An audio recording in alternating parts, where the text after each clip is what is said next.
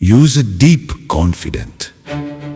महाराष्ट्राच्या कानाकोपऱ्यातील प्रत्येक घडामोडींचं अचूक आणि निर्भीड प्रतिबिंब. ताज्या राजकारणाच्या बातम्या, शिक्षणातील बदल, गुन्हेगारीवर करडी नजर. सत्य, वेग आणि विश्वास यांचा संगम म्हणजे अजिंक्य महाराष्ट्र न्यूज. निवडणुकामध्ये उमेदवाराला संधी दिली पाहिजे की त्याने निवडणूक लढवता आला पाहिजे.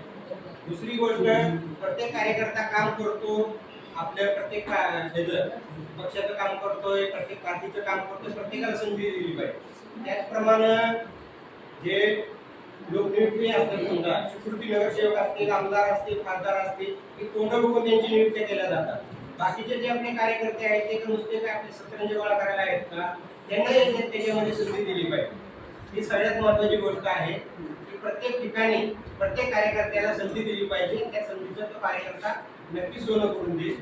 त्याचप्रमाणे मी पत्रकार पण आहे, मी स्वतः NGO चालवतो.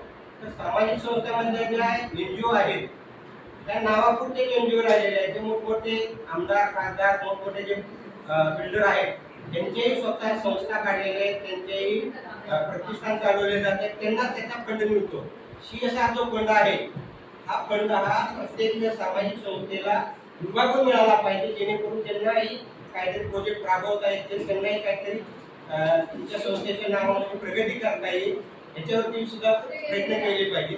दुसरी गोष्ट, पुण्यासारख्या शहरामध्ये म्हणा किंवा जे जिल्ह्याच्या ठिकाणी स्पर्धा परीक्षेसाठी जे आपले सामाजिक क्षेत्रातील म्हणजे सुद्धा आपल्या जे जातील त्या गरीबमध्ये जे उत्तम विद्यार्थी येतात, स्पर्धा परीक्षेची तयारी करतात, त्यांना राहण्यासाठी आणि त्यांना जे काही पैसा कमी पडतोय शिक्षणासाठी किंवा प्रगतीसाठी, तो फंड त्यांना उपलब्ध करून दिला पाहिजे.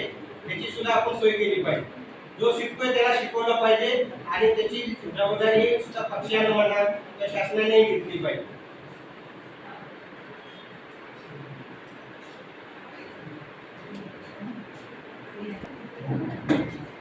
मुद्दा आहे शासनामार्फत ज्या योजना राबवल्या जातात, जसे की स्वच्छता अभियान असतील, रस्ता सुरक्षा अभियान असतील, नदी स्वच्छता प्रकल्प असतील, हे प्रकल्प ठेकेदारांना त्याच्यामध्ये काळाबाजार होण्यापेक्षा सामाजिक संस्थेला जर दिलं तर त्याचाही दोन बेनिफिट सामाजिक संस्थेला मिळेल आणि संस्था सुद्धा पायाभूत सुधारणा होतील आणि त्यांची पायाभरती होईल.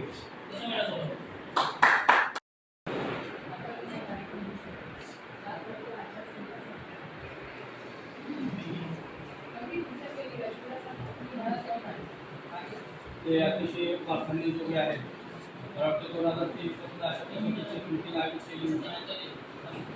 पुणे महानगरपालिका किंवा चिंचवड महानगरपालिका ज्या भागामध्ये भरपूर बंजारा बांधव आपले वास्तव्यात आहेत, तर सर्व बंजाऱ्यांची मागणी आहे संत सेवालाल महाराज यांचं समाज मंदिर किंवा सांस्कृतिक भवन आपल्या दक्षिण पुण्याच्या भागामध्ये उभारण्यात यावं, जेणेकरून जी महानगरपालिकेची जी आरक्षित जागा आहे या जागेमध्ये जागा उपलब्ध करून द्यावी किंवा वन खात्याची जी फॉरेस्टची जागा आहे त्याच्यामध्ये जागा उपलब्ध करून देण्यात यावी.